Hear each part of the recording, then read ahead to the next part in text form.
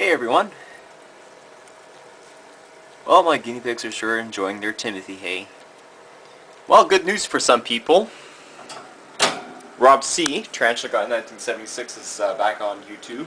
I just saw he posted a lot of couple of 30-second feeding videos. So at least he's posting videos, so that's a good thing.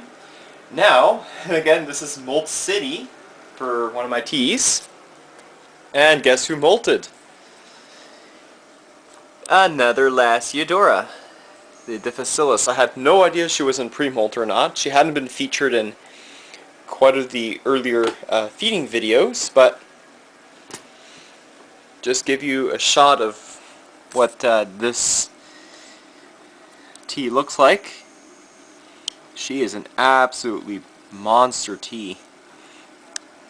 I would say she's a good 5 inches, 5.5 really. I've noticed that her legs are certainly very beefy. So, let me go and get my tongs and sex it for you guys again. This should be extremely easy to sex because just look how big she is.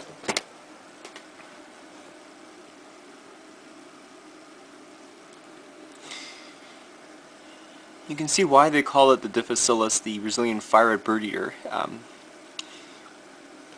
Actually, you know what I'll do?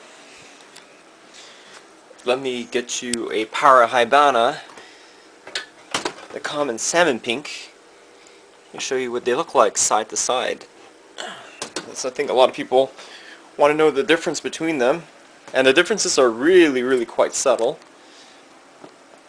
Alright, so yeah, this is the Parahybana, salmon pink bird eater.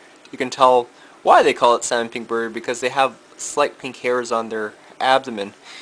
Well, the difference really is their color in their abdomen. You can see on your Parahybana, it's like a dark black color, like a sort of like a bluish tinge. But if you look at the hairs, they're much more pronounced than this guy here. This guy here is more like curly, if you will.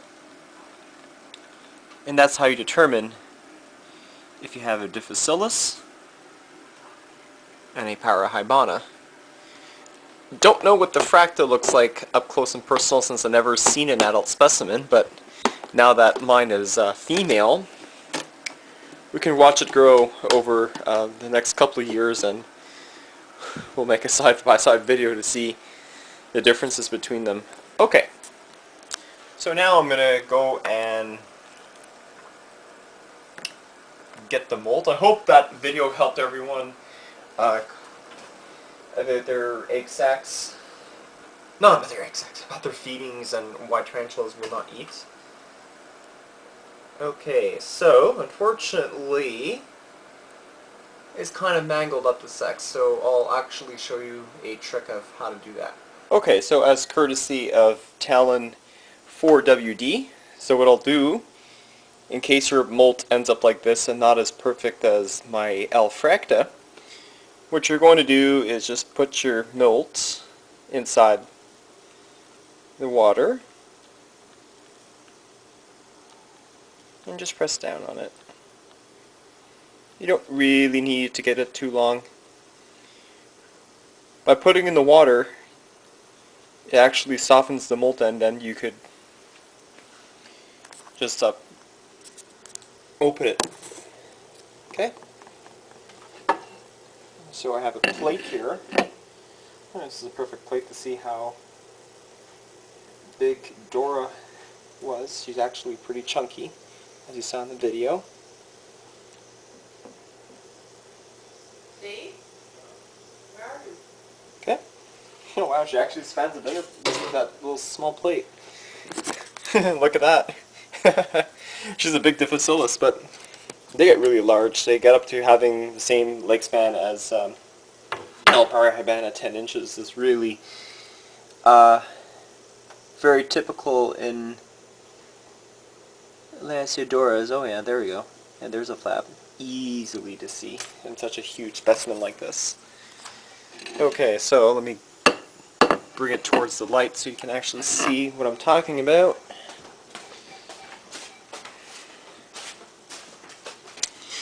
Here we go.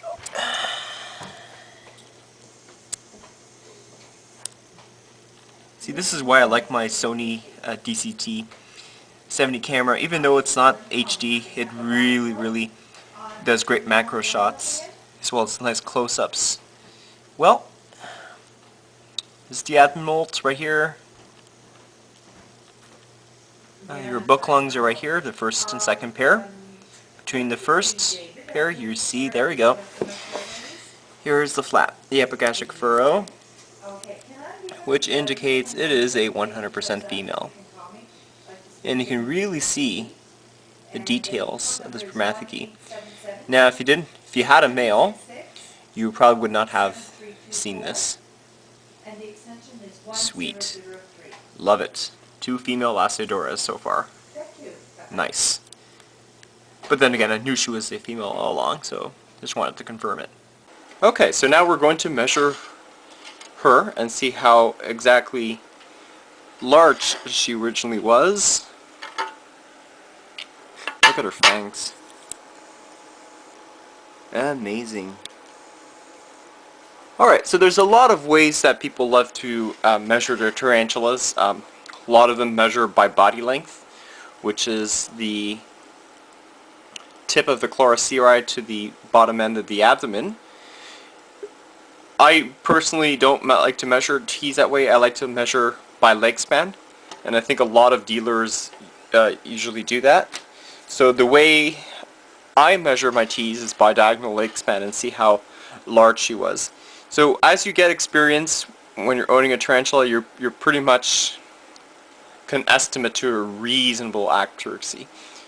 So this looks to be maybe 5.5 inches. We'll see. Okay, so tip of the last leg.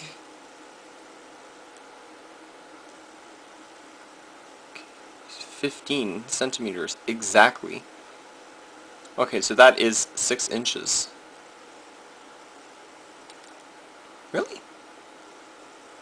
Okay, I'm aligning it. Tip of the first leg.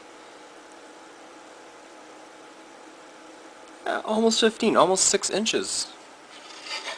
Wow. And to boot, I bought her as a 2.5 inch back in 2008, and she's almost 7 inches now. Oh yeah, did forget to mention, remember she had a little funny leg here?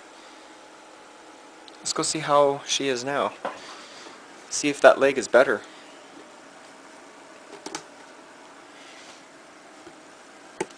Oh yeah, much better. So you see, guys, you don't have to worry about when tarantulas lose a leg. They fully regenerate it. As you can see, that leg here,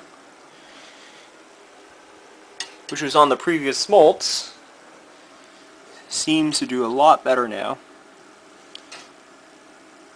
Awesome. So this is one less T that we're not going to feed in the upcoming feeding video. But that's great she molted. That's awesome. She looks really good, really chunky too. It's typical, all of these Lasiodoras. Awesome. Love it. Alright everyone, so I do hope you enjoy this video, and thanks for watching. And I have some more videos to come pretty soon.